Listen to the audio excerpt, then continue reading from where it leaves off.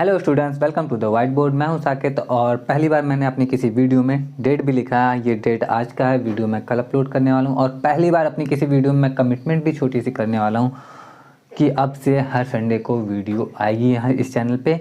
और ये कमिटमेंट मैं इतनी सिक्योरिटी के साथ इसलिए कर पा रहा हूँ क्योंकि लाइफ में बहुत थोड़ी सी ही सही लेकिन स्टेबिलिटी आ गई है। तो अब मुझे मालूम है कि हाँ, मैं कर पाऊँगा regular videos upload. Regular means हर संडे को।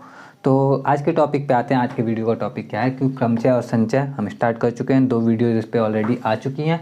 आज जो है 7.2 से रिलेटेड कुछ वीडियोस हम सॉल्व करने वाले हैं और 7.3 से रिलेटेड भी समझने वाले हैं चीज़ों को, कैसी चीज़ें होती हैं, क्या क्या होती हैं, इसमें हम क्या क्या पढ़ सकते हैं, क्या क्या सीख सकते हैं, सब कुछ। तो इसमें सबसे पहली चीज़ जो स्टार्ट करने के लिए है ना, वो है कि जैसे 8 लिखा हुआ, 8 के बगल में इस तरह से फैक्टोरियल लगा हुआ, तो इसका मतलब क्या होता है ये समझना है हमें। 3 लिख के ऐसे फैक्टोरियल लिखा हुआ, तो इसका मतलब क्या है यही समझना है। तो स्टार्टिंग यहीं से है, सीधे सीधे आसान भाषा में समझो। पहले भी बताया हुआ है, प्रीवियस वीडियो देख सकते हो उसके लिए, नहीं तो इस वीडियो को तो देख ही रहे हो। तो 3 फैक्टोरियल का मतलब होता है, अब 3 के बगल में इस तरह का साइन अगर लगा हुआ है तो इसका मतलब है कि 3 का मल्टीप्लाई करना है 2 में और फिर 1 में, और इसका आंसर आएगा हमारा 6। 8 के बगल में इस तरह से फैक्टोरियल लगा हुआ है, इसका मतलब है कि 8 का मल्टीप्लाई करना है, गुना करना है 7 में, 6 में, 5 में। कब तक करना है? जब तक ये 1 पे ना आ जाए, ठीक है। तो यही होता है फैक्टोरियल का छोटा सा मतलब। उम्मीद करता हूँ कि समझ में आ गया होगा, या फिर ये भी उम्मीद कर सकते हैं कि पहले से ही आता होगा। तो आगे क्या नया है इसमें सीखते हैं, कुछ और चीज़ें बुक से लेते हैं। पहले टॉपिक हमारा बुक में क्या क्या है। हम बात कर रहे थे 7.2 की, तो 7.2 एक्सरसाइज जब देखते हैं तो इसमें हमारे पास है, जैसे कि एक क्वेश्चन है 4 फैक्टोरियल माइनस 3 फैक्टोरियल। अब इसको सॉल्व करना है तो 4 फैक्टोरियल में से 3 फैक्टोरियल माइनस करना है। इसको आसानी से ऐसे सॉल्व कर सकते हो, तरीके तो वही हैं। ये फर्स्ट का सेकंड क्वेश्चन है ना। तो फर्स्ट का सेकंड क्वेश्चन है, तब इसको इस तरीके से भी कर सकते हो कि 4 फैक्टोरियल का मतलब होता है 4 × 3 × 2 × 1 माइनस 3 × 2 × 1। 4 × 12 दूनी 24, 1 × 24 यानी 24 माइनस 4 3 दूनी 6, 24 माइनस 6, ठीक है। ये होगा हमारा कितना, 18। इस तरीके से भी कर सकते हैं, लेकिन हम अपने टाइम को सेव करने के लिए, बचाने के लिए क्या करने वाले ना, यहीं से इसको कर सकते हैं। हमें मालूम है कि 4 फैक्टोरियल जो होता है, इसको हम इस तरह से भी तो लिख सकते हैं 4 × 3 फैक्टोरियल माइनस 3 फैक्टोरियल। अब माइनस के दोनों साइड में 3 फैक्टोरियल है, तो 3 फैक्टोरियल को हम कॉमन लेते हैं तो बचेगा 4 - 1। अब 3 फैक्टोरियल का मतलब हमें कि कुछ फैक्टोरियल तो हमें ऐसे ही याद ही हो जाएंगे सॉल्व करते करते। तो 3 फैक्टोरियल का मतलब होता है 6, 4 में से 1 माइनस करेंगे तो आएगा 3, 6 × 3 18।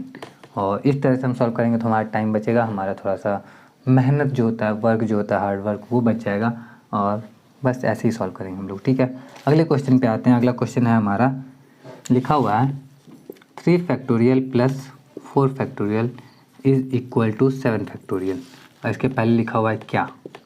तो ये तो तुम भी देख के बता सकते हो, क्या 3 फैक्टोरियल प्लस 4 फैक्टोरियल बराबर 7 फैक्टोरियल होगा?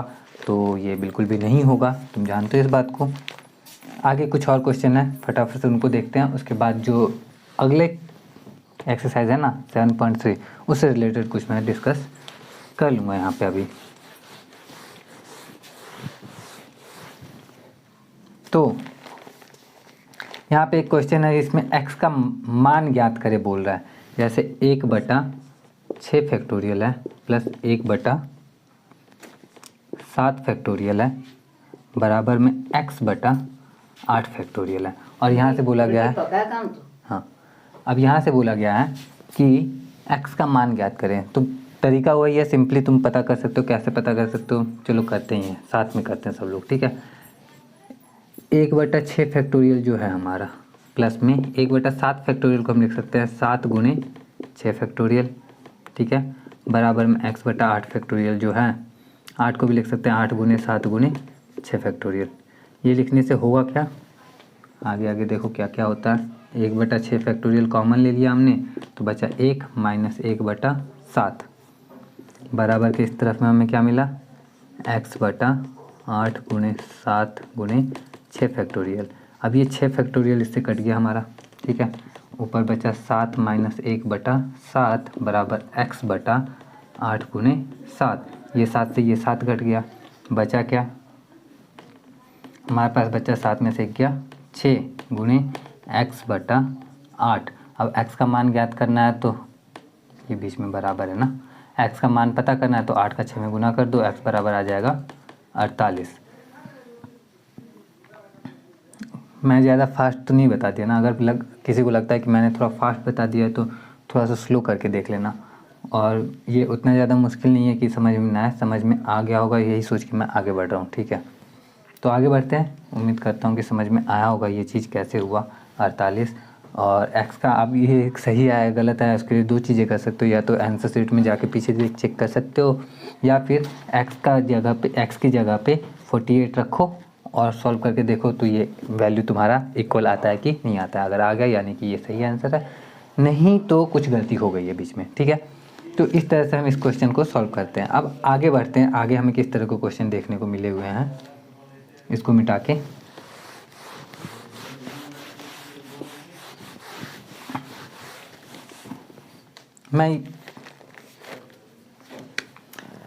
मैं कोशिश ये कर रहा हूँ ना कि कम से कम समय में ऐसा बताया जाए कि समझ में आए, ज़्यादा से ज़्यादा, कम से कम समय में ज़्यादा से ज़्यादा समझ में आए, ये मेरी कोशिश है, ठीक है।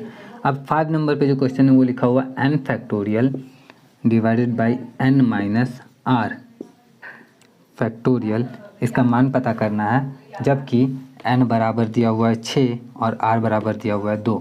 तो जब इस तरह से तुम्हारे सामने मान दिया हो तो तुम रख के इसका मान इसमें रख के हल कर सकते हो, बहुत ही आसान सा होता है, ज़्यादा देर नहीं लगता। एक करके बता ही देता हूँ यहाँ पे, n फैक्टोरियल यानी कि 6 का फैक्टोरियल बटा में n माइनस आर यानी 6 माइनस 2 यानी 4 का फैक्टोरियल, ठीक है।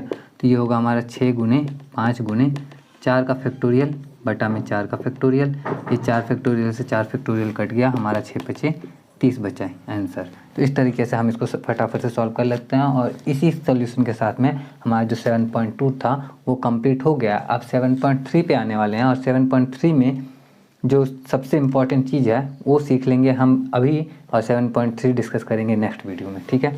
नेक्स्ट वीडियो में यानी कि नेक्स्ट संडे को, वहाँ पे भी डेट मैं लिख दूंगा और डेट वाइज रहेगा तो अच्छा रहेगा। तो 7.3 में मेन चीज़ क्या है वो समझ लेते हैं।